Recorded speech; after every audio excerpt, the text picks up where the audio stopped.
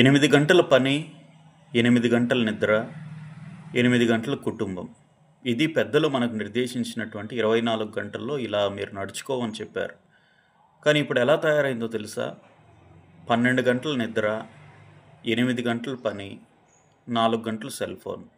కుటుంబానికి సమయం కేటాయించేవారే కనిపించడం లేదు. ఇంట్లో కనీసం ఒకరికొకరు మాట్లాడుకోవటం కనిపించటం లేదు.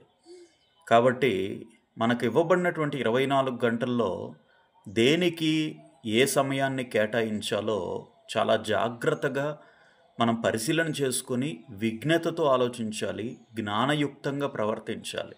దేనికి ఎంత సమయం కేటాయించాలో ఒక రోజున ఉదయాన్నే లేచి నీవు డివైడ్ చేసుకోవాలి.